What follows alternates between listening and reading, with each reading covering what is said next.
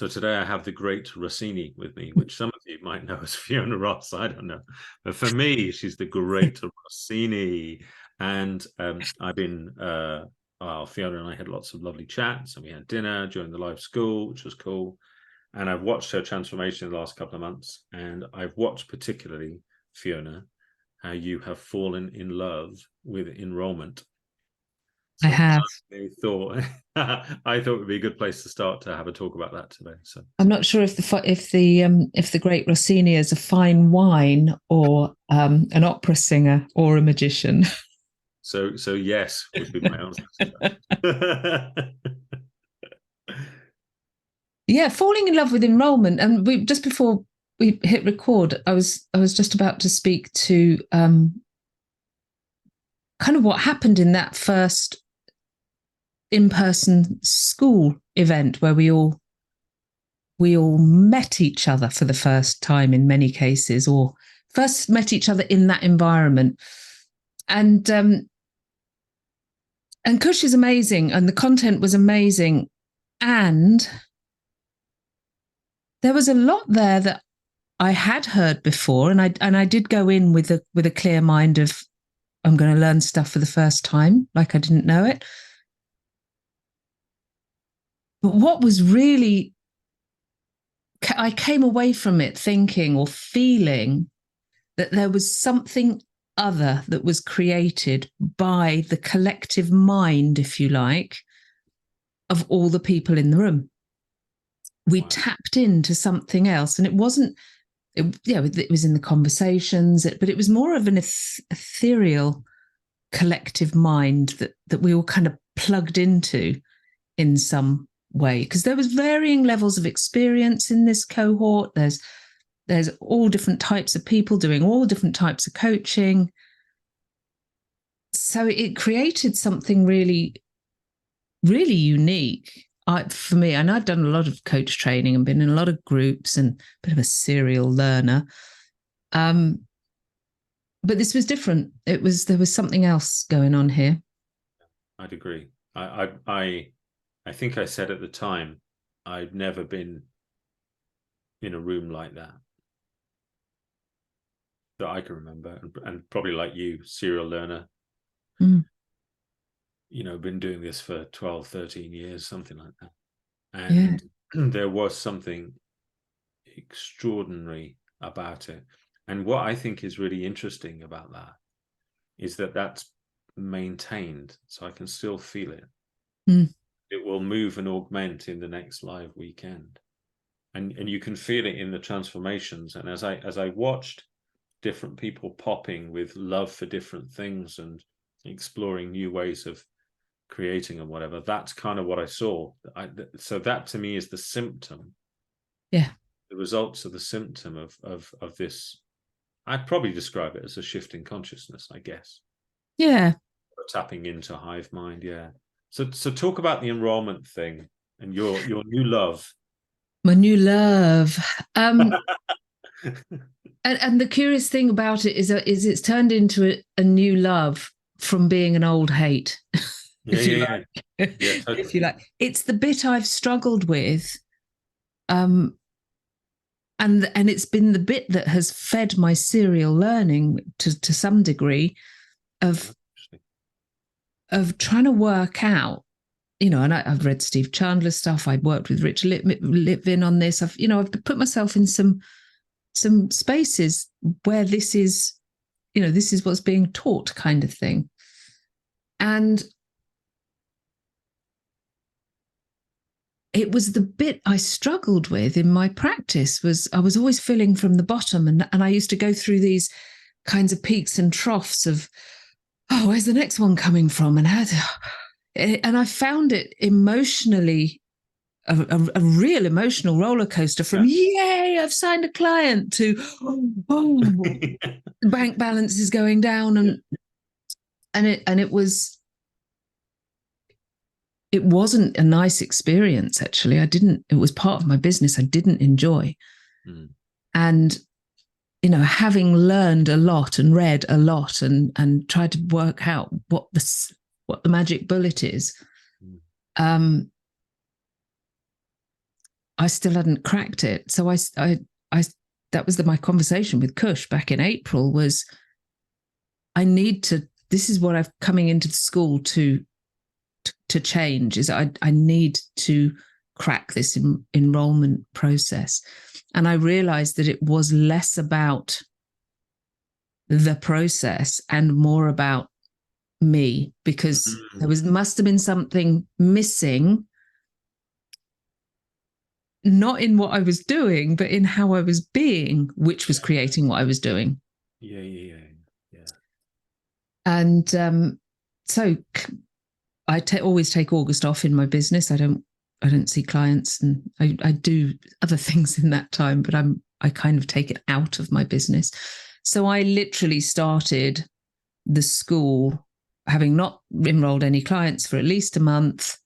I had a half full practice with clients that were coming to ends of contracts and completions.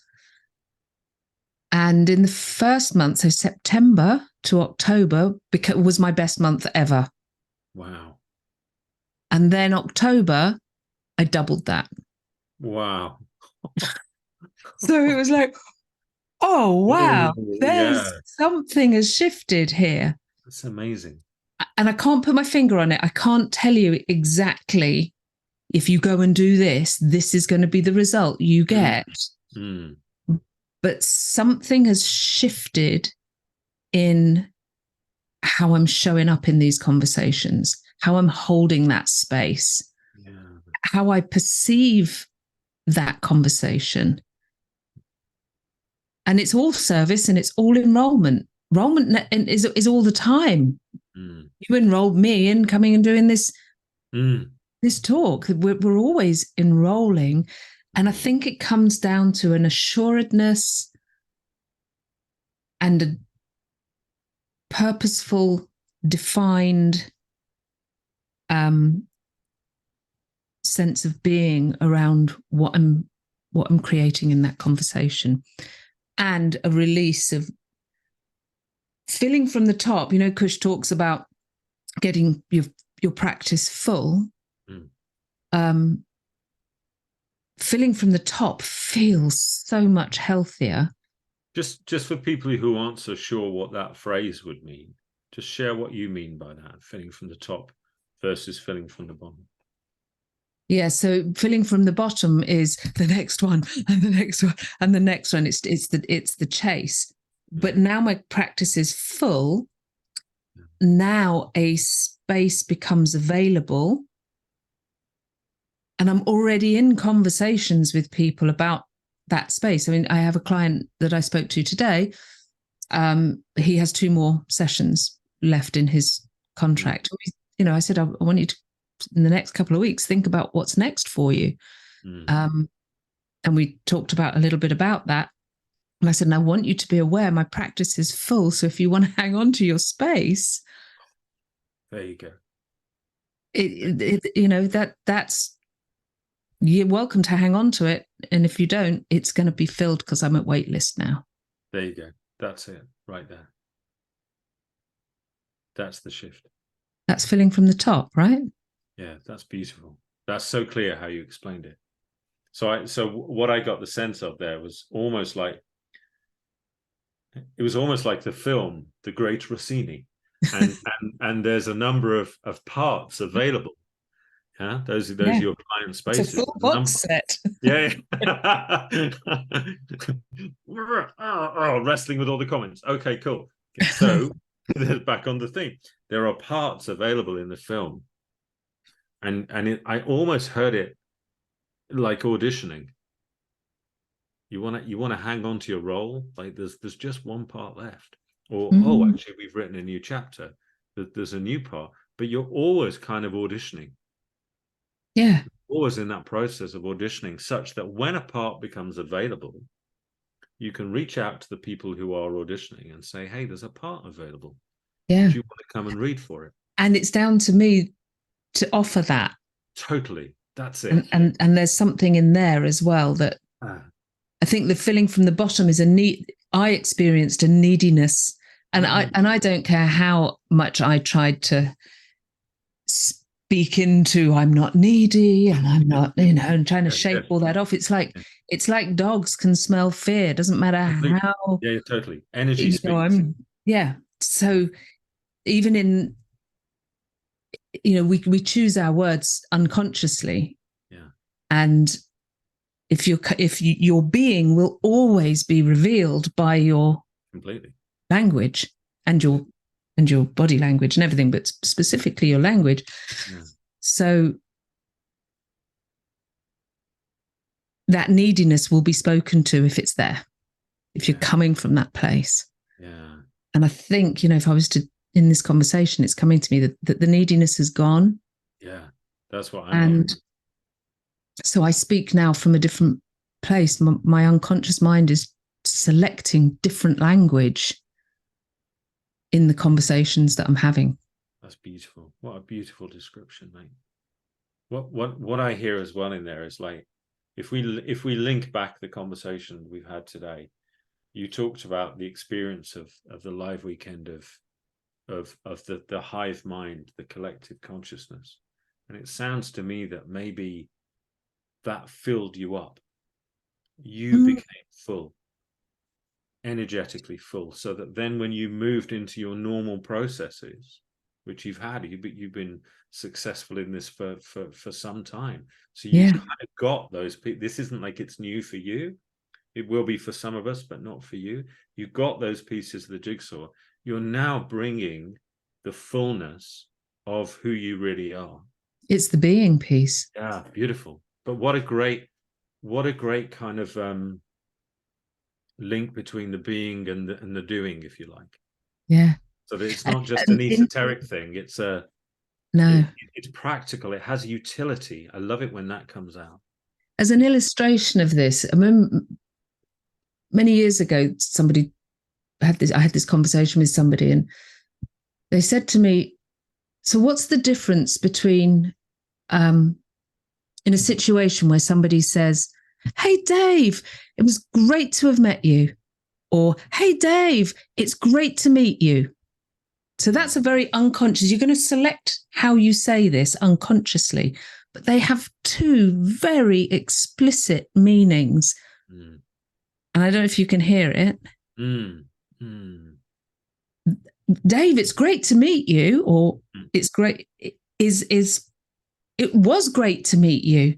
Yeah. Opens up, I want to meet you again. Yeah. Whereas the other one, Dave, it was great to have met you. Yeah. Opens up, I actually have no intention of ever meeting you again. Yeah, that's right. Yeah, it was great to have met you the once. Yeah. So when we're selecting our language unconsciously, so if my being is, I never want to see Dave again, I will select, it was nice to have met you. Yeah. If I am open to meeting you again, I'm going to unconsciously select, it was great to meet you. Yeah. That's beautiful. And so our language will always reveal our being. Yeah, I love that. That's such a cool illustration. Yeah. And I love how we can become more conscious of that unconscious. Like as the noise kind of drops out, then that sense of separation away from that which is speaking collapses. And there's just and then it becomes obvious that we're creating with language and not describing. Yeah, exactly. There isn't something else out there called I'm struggling. It's like magic. It's an invocation. Yeah. I would, if I was saying I'm struggling to fill my practice, then that's what I will experience, because who I'm being is I'm struggling to fill my practice. Yeah. And the moment that when shifts, we go upstream from the thinking and the language, the thinking and the action, we go upstream, it always comes to being. Yeah, that's wonderful. That's wonderful. I love it. So this shift is in my being. It's not. My being is creating new conversations. Oh, and what's interesting is, so I work with somebody who creates leads for me, And we started working together in March. So I had from March to end of July, and I struggled. I only signed one person. That he put me in touch with all these people. He does that. I have the conversation, so it's up to me whether I enroll. It's not his job to enroll them. His job is he gets them into conversations with me. Yeah.